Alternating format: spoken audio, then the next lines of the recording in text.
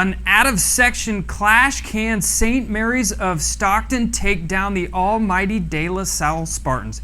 That plus we have our player of the week and a top recruit to watch for. Hello everyone, I am Steve Montoya. Thanks for joining us here on the MaxWire. Let's go straight to the phone line where we have Richard Estrada from blackhatfootball.com. And Richard, we've seen St. Mary's put up a good fight against De La Salle. How the Rams looking heading into this game?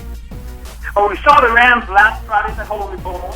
The passing game's working well. Caleb Parrish, their quarterback, he threw 4 touchdowns last week.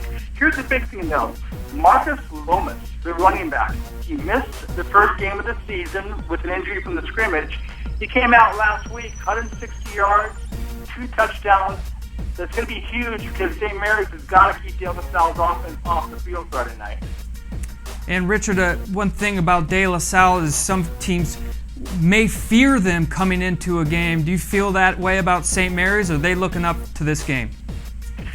St. Mary's has probably been looking for this game for a year, and the big advantage the Rams have is this. Last year, they went to the Bay Area. It was 21-13. They were the only team to come within 1 touchdown of De La Salle last year, which is saying something for a team that has won, I believe it's 55 over the last 56 games, as De La Salle has. Right. Yeah, we will look forward to that game to see the outcome. Now, Richard, another team on the rise in your area is Merced. What do you like about the Bears this year? They have a 6'3" junior quarterback, Tyrone Williams. He's one of those guys that you kind of see on Saturday. Tall, angular, nice long arm. He's got, I don't want to say he's cocky. He's got a nice little arrogance about him. He's got a nice team. But what makes them really nice is they have an anchor on both sides. On defense, Jamel Bedford, a big beast that plays the interior line. And on the offensive side, they have a 300-pounder in Tony Lopez. I think having guys like that to anchor both sides of your line give you a nice physical presence. All right, Richard, we appreciate you joining us today. You can find a lot more information by visiting blackhatfootball.com. That's where you will see Richard Estrada's stuff there. Okay, it's time to get to our player of the week, and it's a QB from Sheldon by the name of Nolan Merker.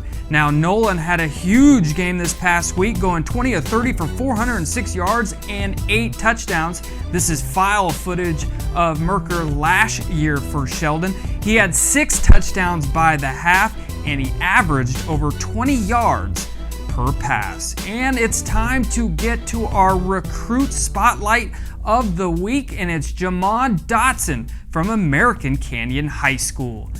Dotson right now leads the section in rushing so far, as he has 383 yards in just 2 games. This past week, he had 197 yards on just 11 carries and 2 touchdowns. Some college is going to be very lucky to have Dotson next year. Well, that's my time for this week. Remember, you can get all your Sacramento news in the greater area by just going to MaxPreps.com/Sacramento. I am Steve Montoya, and this is the MaxWire.